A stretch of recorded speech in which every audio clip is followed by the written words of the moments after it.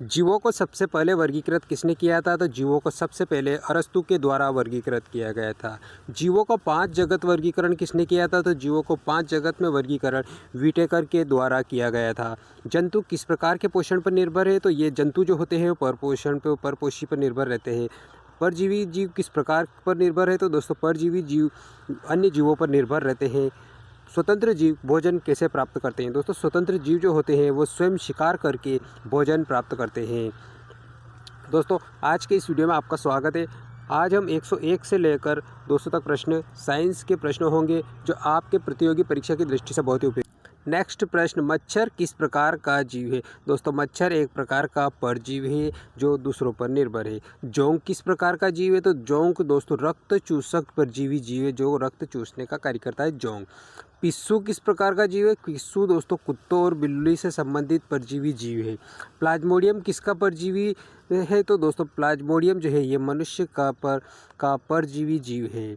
Next, leucocyte का कार्य क्या है? दोस्तों ल्यूकोसाइट का क्या कार्य है? संक्रमण से बचाव करना ल्यूकोसाइट का प्रमुख कार्य है। नेक्स्ट प्रश्न, जंतु शरीर में ऊर्जा किससे मिलती है? जंतु शरीर में ऊर्जा ग्लूकोज के माध्यम से मिलती है।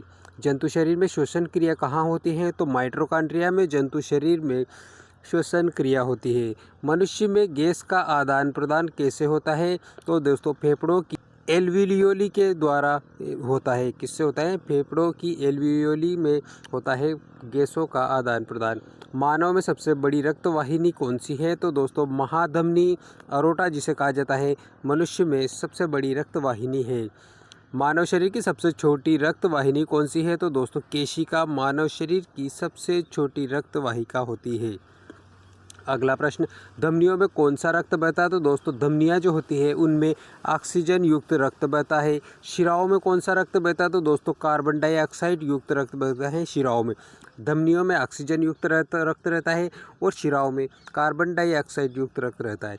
मानव हृदय की धड़कन नियंत्रित कौन करता है? तो दोस्तों पेसमेकर के माध्यम से मनुष्य की हृदय की धड़कन को नियंत्रित किया जाता है। अगला प्रश्न, मानव का सामान्य रक्तचाप कितना होता है? दोस्तों तो मनुष्य का रक्तचाप 120 से 80 mmHg होता है। हृदयघात किस कारण से होता है? तो दोस्तों धमनियों के अवरुद्ध होने के कारण हृदयघात की बीमारी हो जाती है। अगला प्रश्न, रक्त में किसकी कमी से एनीमिया होता है? तो दोस्तों हीमोग्लोबिन की कमी से एनीमिया रोग होता है। रक्त में किसकी कमी से स्कर्वी रोग होता है? तो दोस्तों विटामिन सी की कमी से स्कर्वी रोग होता है। रिकेटस रोग किसकी कमी से होता है? तो विटामिन डी की कमी से रिकेटस रोग होता है। नाइट ब्लाइंडनेस की बीमारी किससे होती है? तो विटामिन ए की कमी के कारण नाइट ब्लाइंडनेस की कमी बीमारी होती है। और दोस्तों विटामिन B1 की कमी से बेरी रोग होता है। रक्त में किसकी कमी से पेलाग्रा रोग होता है? दोस्तों रक्त में किसकी कमी से? तो विटामिन B3 जो है इसकी कमी के कारण पेलाग्रा रोग होता है। रक्त में किसकी कमी से हड्डियां कमज़ोर होती हैं? तो दोस्तों कैल्शियम की कमी के कारण खून में अगर कैल्शियम की कमी आ जाती है तो हड्डियां कमज़ोर होने लगती है। पशुओं में पाचन तंत्र की खोज किसने की थी? तो दोस्तों विलियम हार्वे के द्वारा पशुओं में पाचन तंत्र के बारे में खोज की गई। मानव पाचन ग्रंथि में सबसे बड़ी ग्रंथि यकृत है और यकृत कौन सा रस बनाती है? तो दोस्तों यकृत ग्रंथि जो है ये पित्त रस बनाती है। नेक्स्ट, आमाशय कौन सा रस बनाता है? तो दोस्तों आमाशय जो है गैस्ट्रिक रस बनाता है आमाशय। लार ग्रंथि कौन सा एंजाइम स्त्रावित करती है? दोस्तों लार ग्रंथि जो होती है ये अमाइलेज स्त्रावित करती है। कौन सा एंजाइम? अमाइलेज स्त्रावित करती है लार ग्रंथि। अग्नाशय कौन सा रस बनाता है? अग्नाशय दोस्तों पेनक्रियाटिक रस बनाता है अग्नाशय। छोटी आंत का कार्य क्या है? तो दोस्तों छोटी आंत का कार्य हमारे भोजन को अवशोषित करना। बड़ी आंत का कार्य क्या है? तो दोस्तों जल का अवशोषण करना बड़ी आंत का प्रमुख कार्य है। अगला प्रश्न, जुगाली करने वाले पशु का उदाहरण दीजिए। तो दोस्तों गाय भैंस बकरी ये जुगाली करने वाले जीव है। गाय के पेट में कितने भाग होते हैं? तो 4 भाग होते हैं गाय के पेट में। गाय किससे सेलुलोज पचाती हैं? तो गाय दोस्तों रूमेन बैक्टीरिया से सेलुलोज पचाती है। हाथी किस प्रकार का दंतधारी है? तो दोस्तों हाथी जो है शाकाहारी जीव है। शेर किस प्रकार का दंतधारी जीव है? तो दोस्तों ये मांसाहारी दंतधारी जीव है। प्रश्न, सर्वाहारी जीव का उदाहरण? तो दोस्तों मनुष्य सर्वाहारी श्रेणी में आता है क्योंकि ये शाकाहारी और मांसाहारी दोनों प्रकार का भोजन करता है। शाकाहारी जीव का उदाहरण दीजिए। तो शाकाहारी में हिरण जो है शाकाहारी होता है। परभक्षी जीव का उदाहरण? शेर एक परभक्षी जीव का उदाहरण है।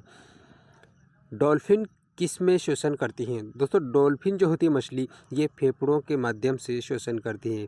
और दोस्तों मछलियाँ जो होती है सारी, ये गिल्स के माध्यम से श्वसन करती है। जो डॉल्फिन है वो फेफड़ों से करती है और बाकी मछलियाँ गिल्स के माध्यम से श्वसन करती है। उभयचर किससे श्वसन करते हैं? तो दोस्तों उभयचर त्वचा और फेफड़ों दोनों से श्वसन करते हैं। सरीसृप किससे श्वसन करते हैं? सरीसृप फेफड़ों के द्वारा श्वसन करते हैं।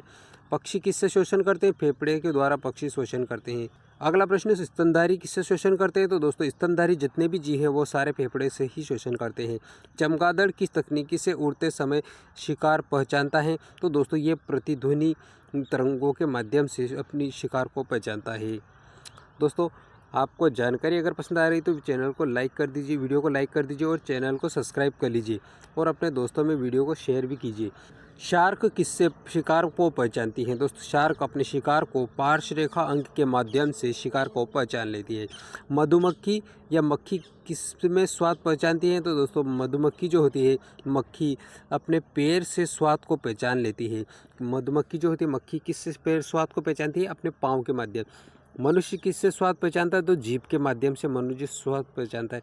जीभ कितने स्वाद कलिकाएँ पाई जाती हैं? दोस्तों मनुष्य की जो जीभ है इस पर 10,000 स्वाद कलिकाएँ पाई जाती हैं। मानव जीभ पर 10,000 स्वाद कलिकाएँ पाई जाती हैं जो हमें अलग अलग स्वाद का अनुभव कराती हैं। मानव कान का संतुलित अंग कौन सा है? दोस्तों मानव कान का संतुलन अंग अर्धवृत्ताकार नलिकाएं जो है ये संतुलन अंग है। नेक्स्ट, मानव शरीर की सबसे छोटी मांसपेशी। तो दोस्तों मानव शरीर की सबसे छोटी मांसपेशी स्टेपिडियस है। कौन सी है? स्टेपिडियस। मानव शरीर की सबसे बड़ी मांसपेशी तो ग्लूटियस मैक्सिमस जो है ये सबसे बड़ी मांसपेशी है।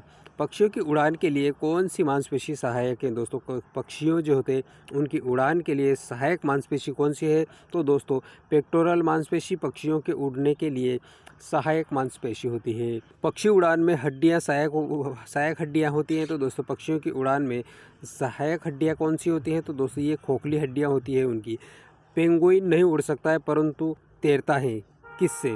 दोस्तों पेंगुइन जो होता है ये पंखों के माध्यम से तैरता है, हालांकि ये पंख से उड़ नहीं। अगला प्रश्न, शुतुरमुर्ग किस कारण नहीं उड़ सकता? तो दोस्तों शुतुरमुर्ग शरीर जो है वो भारी होते हैं और पंख बहुत छोटे होने के कारण शुतुरमुर्ग उड़ नहीं सकता है। सबसे बड़ा पक्षी कौन सा है? तो शुतुरमुर्ग सबसे बड़ा पक्षी है। सबसे छोटा पक्षी हमिंग बर्ड है। सबसे तेज उड़ने वाला पक्षी बाज सबसे तेज उड़ने वाला पक्षी है। सबसे बड़ा स्तनधारी जीव तो नीली व्हेल जो है सबसे बड़ा स्तनधारी जीव है। सबसे छोटा स्तनधारी जीव चमगादड़ को कहा जाता है। सबसे छोटा स्तनधारी जीव कौन सा है? चमगादड़। सबसे तेज दौड़ने वाला जीव चीता होता है। सबसे ऊंचा स्थलीय जीव कौन सा है? तो सबसे ऊंचा स्थलीय जीव दोस्तों जिराफ है।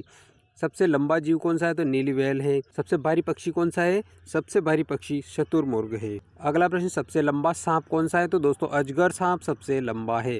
सबसे जहरीला सांप कौन सा है? तो सबसे जहरीला सांप इनलैंड ताइपान जो है सबसे जहरीला सांप है। भारत का राष्ट्रीय पशु बाघ है। भारत का राष्ट्रीय पक्षी मोर है। और दोस्तों भारत का राष्ट्रीय जलीय जीव गंगा डॉल्फिन जो है भारत का राष्ट्रीय जलीय जीव है। नेक्स्ट प्रश्न, भारत का राष्ट्रीय सरीसृप कौन सा है? तो दोस्तों किंग कोबरा राष्ट्रीय सरीसृप है। मानव में रक्त का लाल रंग किस कारण से होता है? तो हीमोग्लोबिन के कारण होता है जिसमें लोहे की मात्रा पाई जाती है। ऑक्टोपस के हृदय कितने होते हैं? तो दोस्तों ऑक्टोपस जो है इसके 3 हृदय होते हैं।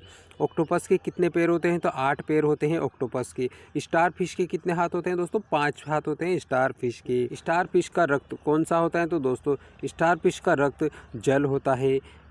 केकड़ा किस वर्ग का जीव है? दोस्तों केकड़ा आर्थ्रोपोडा वर्ग का जीव है। झींगा आर्थ्रोपोडा वर्ग का जीव है। लोबस्टर किस वर्ग का है? तो ये भी आर्थ्रोपोडा वर्ग का जीव है। तो दोस्तों लोबस्टर, झींगा, केकड़ा ये सारे आर्थ्रोपोडा वर्ग के जीव है। नेक्स्ट, सिल्क वर्म का जीवन चक्र क्या कहलाता है? दोस्तों सिल्क वर्म जो है इसका जीवन चक्र पूर्ण कायांतर कहलाता है। नेक्स्ट, तितली का जीवन चक्र क्या कहलाता है? तो दोस्तों तितली का जीवन चक्र भी कायांतरण कहलाता है। मधुमक्खी के कितने प्रकार के होते हैं? तो दोस्तों मधुमक्खी के कितने प्रकार है? तो दोस्तों 3 प्रकार है। कौन कौन से? रानी, नर और श्रमिक 3 प्रकार के मधुमक्खी के प्रकार होते हैं। रानी मधुमक्खी का कार्य तो दोस्तों अंडे देने का होता है। श्रमिक मधुमक्खी का कार्य शहद इकट्ठा करने का कार्य होता है। और नर मधुमक्खी का कार्य रानी से मिलन का कार्य होता है। नेक्स्ट, अगला, शहद में कौन सा शर्करा होता है? तो दोस्तों फ्रक्टोज शर्करा होता है शहद के अंदर। रेशम कीट का वैज्ञानिक नाम क्या है? तो दोस्त बॉम्बैक्स मोरी इसका वैज्ञानिक नाम है। बॉम्बैक्स मोरी रेशम कीट का वैज्ञानिक नाम है। रेशम किससे बनता है तो दोस्तों प्रोटीन और फाइब्राइन के द्वारा बनता है। रेशम प्रोटीन और फाइब्राइन के द्वारा बनता है। गोबर का कीड़ा किसे कहते हैं दोस्तों? गोबर का कीड़ा डंग बीटल को कहा जाता है। टिड्डी किस प्रकार की हानि करती है तो दोस्तों ये फसलों को नुकसान पहुंचाने का कार्य करती हैं टिड्डी। अगला प्रश्न, दीमक किसे नुकसान पहुंचाता है तो दोस्तों लकड़ी को नुकसान पहुंचाता है दीमक। मच्छर से कौन सा रोग फैलता है तो दोस्तों मलेरिया, डेंगू, चिकनगुनिया जैसे बुखार जैसी बीमारियां फैलती है मच्छर के द्वारा। मक्खी कौन सा रोग फैलाती है तो मक्खी जो होती है दोस्तों टाइफाइड और हैजा की बीमारियां होती है मक्खियों की, घरेलू मक्खियों के द्वारा। पिस्सू रोग फैलाता है दोस्तों, पिस्सू के द्वारा प्लेग रोग फैलता है। कुत्ते के काटने से कौन सा रोग तो होता है तो रेबीज रोग होता है कुत्ते के काटने से। दोस्तों चैनल पर अगर आप नए तो चैनल को सब्सक्राइब कर लीजिए, वीडियो को लाइक कर दीजिए और अपने दोस्तों में वीडियो को ज़्यादा से ज़्यादा शेयर भी कर दीजिए। मिलेंगे अगले वीडियो में इसी प्रकार के 100 प्रश्नों के साथ। दोस्तों हम 1000 प्रश्न इस सीरीज़ में पूरे करवाएंगे जो 100 प्रश्नों की श्रृंखला में होंगी। मिलेंगे दोस्तों अगले वीडियो में, तब तक के लिए आपको बहुत बहुत धन्यवाद।